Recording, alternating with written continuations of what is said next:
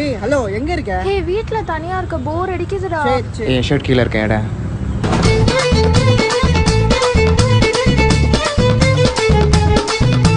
ஏய் உங்க வீட்ல எல்லாரும் இருக்காங்க தெரியும், அதுக்கு நீ இவ்வளவு பிஸியாவா இருப்ப? ஏய் ஆமாடி கொஞ்சம் பிஸி வீட்ல. சார் ஓய் ரூம் சர்வீஸ்.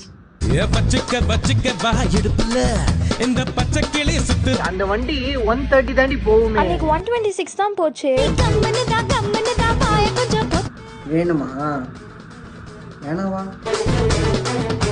ஏய் எவ்வளவு நேரம் உன் வீட்டு பக்கத்துல வெயிட் பண்றது?